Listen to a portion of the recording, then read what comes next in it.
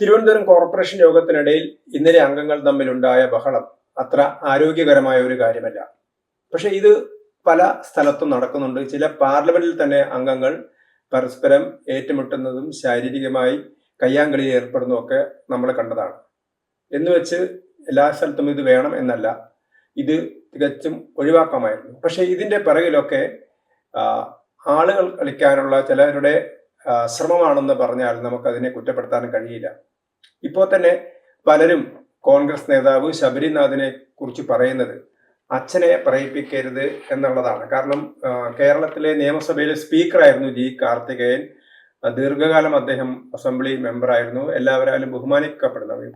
കാരണം അദ്ദേഹം കോൺഗ്രസ്സുകാരനാണെങ്കിലും പ്രതിപക്ഷത്തുള്ള CPM അല്ലെങ്കിൽ അദ്ദേഹം പ്രതിപക്ഷത്തിരിക്കുന്ന സമയത്ത് ഭരണകക്ഷിയായ CPM ഒക്കെ തന്നെ ആയിട്ട് വളരെ നല്ല ബന്ധവും ഒക്കെ സൂക്ഷിച്ചു വച്ചൊരു നേതാവായിരുന്നു, അല്ലെങ്കിൽ കരുതിയിരുന്നൊരു നേതാവായിരുന്നു ജി കാർത്തികൻ. അദ്ദേഹത്തിന്റെ മകൻ എന്ന ലേബലിൽ മാത്രമാണ് ഇദ്ദേഹം ശബരിനാഥ് രാഷ്ട്രീയത്തിലേക്ക് വരുന്നത്. അദ്ദേഹം മറ്റെന്തോ മേഖലയിൽ പ്രവർത്തിക്കുന്ന ഒരാളായിരുന്നു. അദ്ദേഹത്തിന് രാഷ്ട്രീയമായിട്ട് പുലബന്ധം പോലും ഉണ്ടായിരുന്നില്ല. പിന്നീടാണ് അദ്ദേഹം രാഷ്ട്രീയത്തിലേക്ക് വരുന്നത്. ഏതായാലും കുറച്ചുകൂടി മര്യാദയ്ക്ക് പെരുമാറാമായിരുന്നു എന്നുള്ളതാണ് ഇപ്പൊ എല്ലാവരും പറയുന്നത്. കാരണം അദ്ദേഹത്തിന്റെ ഉദ്ദേശം എന്ന് പറയുന്നത് ഒരു അവിശ്വാസ പ്രമേയം കൊണ്ടുവരിക എന്നുള്ളതായിരുന്നു. പക്ഷെ അവിശ്വാസ പ്രമേയം കൊണ്ടുവരണമെങ്കിൽ ആകെ അംഗങ്ങളുടെ 1/3, അതായത് തിരുവനന്തപുരം കോർപ്പറേഷനിൽ 101 അംഗങ്ങളുള്ള തിരുവനന്തപുരം കോർപ്പറേഷനിൽ 34 പേരുടെ പിന്തുണ വേണം. അങ്ങനെ പിന്തുണ വേണമെങ്കിൽ അദ്ദേഹത്തിന് 10-15 ഇടതുപക്ഷത്തിലെ അംഗങ്ങളുടെ കൂടി പിന്തുണ വേണം. അങ്ങനെ പിന്തുണയ്ക്കണമെങ്കിൽ ഇടതുപക്ഷം അതിന് തയ്യാറാവണം. മാത്രമല്ല, ഇടതുപക്ഷത്തിന് പിന്തുണ ആവശ്യമാണെങ്കിൽ അത് കോൺഗ്രസിന്റെ നയപരമായ ഒരു കാര്യമാണ്. അത് ഇദ്ദേഹം മാത്രം തീരുമാനിച്ചാൽ പോരാ എന്നുള്ളതാണ് ഒരു കാര്യം. അതുകൊണ്ട് തന്നെ ആദ്യം മാധ്യമങ്ങളോട് ഇങ്ങനെയൊന്നും ചർച്ച ചെയ്യാതെ, പാർട്ടിയിലോ ഒന്നും ചർച്ച ചെയ്യാതെ ഒരു അവിശ്വാസ പ്രഖ്യാപനം നടത്തിയ ശബരിനാഥ് അവസാനം വഷളാവുന്നതാണ് നമ്മൾ കണ്ടത്. അപ്പൊ അതിന്റെ ഒരു ജാളിത തീർക്കാനുള്ള ശ്രമം എന്ന നിലയിലാണ് ഇന്നലെ അദ്ദേഹം ഒക്കെ കാണിച്ചു കൂട്ടിയത്. അദ്ദേഹത്തിന്റെ കൂടെ ഒരു 3-4 സ്ത്രീകളെ മുമ്പിൽ നിർത്തി. അദ്ദേഹത്തിന്റെ കൂടെ 1-2 പുരുഷ കൗൺസിലർമാർ മാത്രമാണ് ഉണ്ടായിരുന്നത്. ആകെ 20 കൗൺസിലർമാരാണ് കോൺഗ്രസിനുള്ളത്. അദ്ദേഹം എന്താ ചെയ്തത്? അദ്ദേഹം ഒരു വനിതാ കൗൺസിലറെ കൊണ്ട് അംഗങ്ങൾ ഒപ്പിടുന്ന രജിസ്റ്റർ വാങ്ങിക്കുകയാണ് ചെയ്യുന്നത്. സാധാരണഗതിയിൽ ഒരു ഉദ്യോഗസ്ഥൻ, അദ്ദേഹത്തിന്റെ പേര് യൂസഫ് എന്നോ മറ്റോ ആണ്, അദ്ദേഹമാണ് സ്ഥിരമായിട്ട് അംഗങ്ങളെ കൊണ്ട് ഈ രജിസ്റ്ററിൽ ഒപ്പിടിക്കുന്നത്, മിനിറ്റ്സ് ബുക്കിൽ ഒപ്പിടിക്കുന്നത്. അപ്പൊ 101 അംഗങ്ങളെയും ഒറ്റ സമയത്ത് ഒപ്പിടാൻ പറ്റില്ല. അപ്പൊ അതുകൊണ്ട് എല്ലാവരും കയ്യിൽ കൊടുക്കുന്നു, തിരിച്ചു വാങ്ങുന്നു. ഇത് ഒരു വനിതാ കൗൺസിലർ, കോൺഗ്രസിന്റെ ഒരു വനിതാ കൗൺസിലർ വാങ്ങിയ ശേഷം ആ വനിതാ കൗൺസിലറിൽ നിന്ന് ആര് വാങ്ങുകയാണ്? ശബരിനാഥ് വാങ്ങുകയാണ്. അദ്ദേഹം തിരിച്ചു ചോദിക്കുന്ന സമയത്ത് അദ്ദേഹം ഈ ഉദ്യോഗസ്ഥനെ ഭയപ്പെടുത്തുകയാണ് ചെയ്തത്.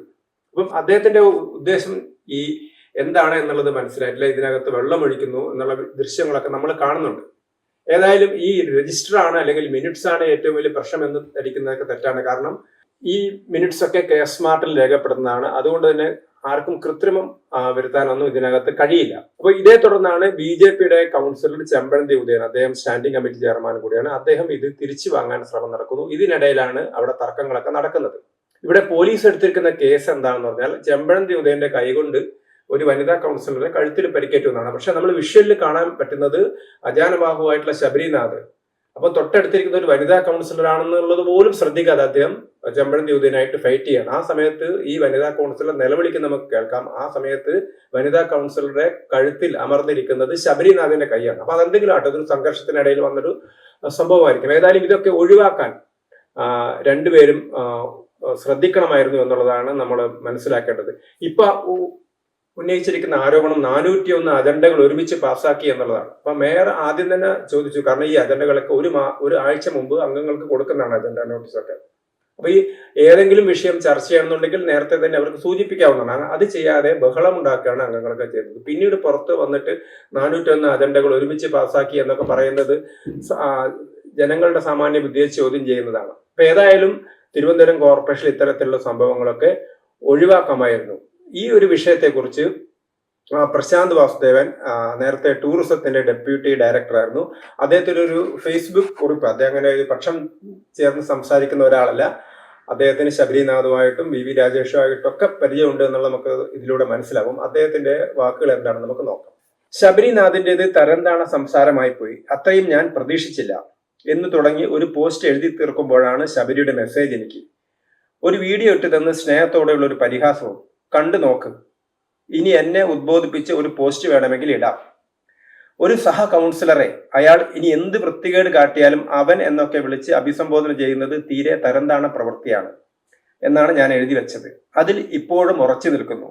പ്രത്യേകിച്ചും ശബരിയിൽ നിന്ന് അത്തരമൊരു രീതി ഉണ്ടാകുമ്പോൾ ഏത് സാഹചര്യത്തിലായാലും അവിടെ ഭാഷ ബോധപൂർവം നിയന്ത്രിക്കുന്ന ആളാണ് സമൂഹത്തിന് കൂടുതൽ സ്വീകാര്യനാവുക. അങ്ങനെ ഒരു മറുപടി ഞാൻ കൊടുത്തപ്പോൾ ശബരി വികാരാധീനനായത് സഹ കൗൺസിലറായ സ്ത്രീക്ക് നേരിട്ട മർദ്ദനത്തിന്റെ വിഷയത്തിലാണ്. അതിൽ ന്യായമുണ്ട്. അത് ബോധപൂർവമാണോ അല്ലയോ എന്നത് മറ്റൊരു വിഷയം. തിരുവനന്തപുരം നഗരസഭയിൽ ഇന്ന് നടന്നത് ജനാധിപത്യത്തിന് ശ്രീകോവിലിൽ നടക്കേണ്ടതല്ല, മറിച്ച് ജനാധിപത്യത്തിന്റെ ഗുണ്ടാത്രിവിൽ നടക്കേണ്ടതാണ്.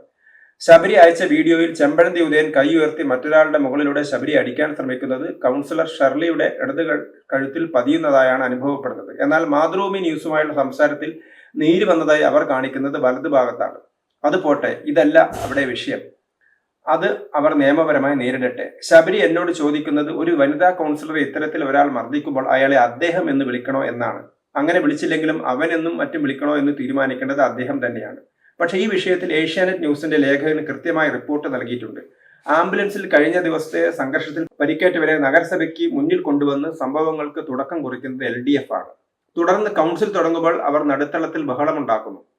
അത് UDF ഏറ്റുപിടിക്കുന്നു. BJP അംഗങ്ങളും തുടർന്ന് ബഹളമുണ്ടാക്കുന്നു. അങ്ങനെ സംഘർഷഭരിതമായ അന്തരീക്ഷത്തിൽ അജണ്ടയിലെ ഇനങ്ങൾ ഓരോന്നായി അവതരിപ്പിച്ച് മേയർ പാസാക്കുന്നു. ആർക്കാണ് നഷ്ടം? ആ ഓരോ അജണ്ടയിലും തിരുവനന്തപുരം നഗരവാസികൾക്ക് വേണ്ട പ്രധാനപ്പെട്ട കാര്യങ്ങളിൽ ചർച്ചയിൽ പങ്കെടുത്ത് എതിർക്കേണ്ടവർ, സംഭാവന ചെയ്യേണ്ടവർ, നിയമം തീരുമാനിക്കേണ്ട സുഗതന്റെ വിഷയത്തിൽ ഒരു സംഘർഷത്തിൽ പങ്കാളികളാവുകയാണ് ഉണ്ടായത്. ഏഷ്യാനെറ്റ് റിപ്പോർട്ടിൽ കൃത്യമായി പറയുന്നു, കൗൺസിലിലെ സംഘർഷം തുടങ്ങുന്നത് ശബരി ആരുടെയോ കയ്യിൽ നിന്ന് ഹാജർ രജിസ്റ്റർ ലഭ്യമാക്കുന്നിടത്താണ്. അത് ഷീബ പാട്രിക്കിൽ നിന്നാണെന്ന് മേയറുടെ പത്രസമ്മേളനത്തിൽ ബന്ധപ്പെട്ട കോർപ്പറേഷൻ ജീവനക്കാരൻ യൂസഫ് വ്യക്തമായി പറയുന്നു. അയാൾക്കാണ് രജിസ്റ്ററിന്റെ ഉത്തരവാദിത്തം. ഓരോരുത്തരുടെയും കയ്യിൽ രജിസ്റ്റർ കൊടുത്ത് ഒപ്പിട്ട് വാങ്ങേണ്ടത് അയാളാണ്. അയാൾ കൊടുത്ത രജിസ്റ്റർ തിരിച്ചു നൽകാതെ അത് ഷീബ ശബരിക്ക് നൽകിയതായി അയാൾ പറയുന്നു. എന്തുകൊണ്ടാണ് ഷീബ രജിസ്റ്റർ ഉദ്യോഗസ്ഥന് തിരികെ നൽകാത്തത്? എന്നാൽ ഷീബ പാട്രിക്കിൽ നിന്നും രജിസ്റ്റർ വാങ്ങിയ ശബരിയോട് അത് തിരിച്ചു ചോദിച്ചപ്പോൾ മിണ്ടരുത് എന്നാണ് ശബരി പറഞ്ഞതെന്നും ആ ഉദ്യോഗസ്ഥൻ പറയുന്നു. ഈ ഉദ്യോഗസ്ഥൻ താൻ മേയറായി വരുന്നതിന് എത്രയോ വർഷങ്ങൾക്ക് മുമ്പ് അവിടെ ജോലി ചെയ്യുന്ന ആളാണെന്ന് മേയർ പറയുന്നു. അതിനുത്തരം ശബരി പറയട്ടെ. ഈ സന്ദർഭത്തിലാണ് രജിസ്റ്റർ കൈക്കലാക്കാൻ ചെമ്പഴന്തി ഉദയൻ അവരുടെ അടുത്തേക്ക് എത്തുന്നത്. അവിടെ ഉന്തും തള്ളും നടക്കുന്നു. ഉദയൻ ശ്രമിക്കുന്നത് രജിസ്റ്റർ പിടിച്ചു വാങ്ങാനാണ്.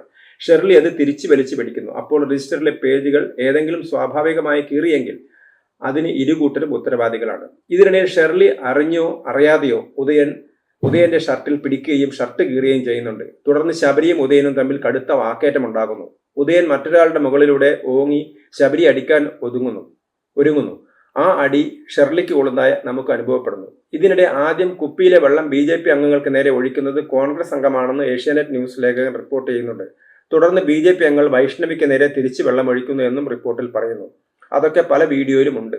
ഹാജർ രജിസ്റ്റർ തങ്ങൾക്ക് ഒപ്പിടാൻ തരില്ല എന്ന് ഉറപ്പുള്ളത് കൊണ്ടാണ് അത് കൈക്കലാക്കിയത് എന്നാണ് ശബരി പറയുന്നത്. അങ്ങനെ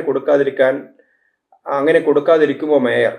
ഒരു അപേക്ഷ കൊടുത്താൽ ആർക്കും കിട്ടുന്നതാണ് അതിന്റെ കോപ്പി എന്നാണ് മേയർ പറയുന്നത്. മാത്രമല്ല സ്മാർട്ടിൽ ഹാജർ രേഖപ്പെടുത്താറുണ്ടെന്നും അതുകൊണ്ട് തന്നെ രജിസ്റ്ററിൽ എന്ത് മാറ്റം വരുത്തിയാലും കണ്ടുപിടിക്കാൻ കഴിയുമെന്ന് അദ്ദേഹം സൂചിപ്പിക്കുന്നു. പിന്നെന്തിനാണ് രജിസ്റ്ററിന്റെ പേരിൽ ഈ കോലാഹലം ഉണ്ടാക്കാൻ കോൺഗ്രസ് പോയത്? അഥവാ BJP രജിസ്റ്ററിൽ കൃത്രിമം കാണിച്ചാൽ അത് കോടതിയിൽ തെളിയിക്കാൻ കഴിയില്ലേ? അതുപോലെ കോൺഗ്രസ് രജിസ്റ്റർ കൈക്കലാക്കിയെങ്കിൽ അത് മേയറുടെ ശ്രദ്ധയിൽപ്പെടുത്തി നിയമപരമായ നടപടികൾ അക്കാര്യത്തിൽ സ്വീകരിക്കാതെ ഒരു സംഘർഷം സൃഷ്ടിക്കാൻ ചെമ്പഴന്തി ഉദയൻ പോയത് എന്തിനാണ് അയാൾ ശബരി അടിക്കാൻ ഒരുങ്ങിയത്? വെറുതെ ഉണ്ടാക്കിയ ഒരു കോലാഹലം ഇരു കൂട്ടരുടെയും ഇമേജ് ഇല്ലാതാക്കി എന്ന് പറയാതെ വയ്യ. എന്തു പറയാൻ, നമ്മുടെ നിയമസഭ ചിലപ്പോഴൊക്കെ ഇതിന് മാതൃകയാണല്ലോ. പ്രശാന്ത് വാസുദേവ്.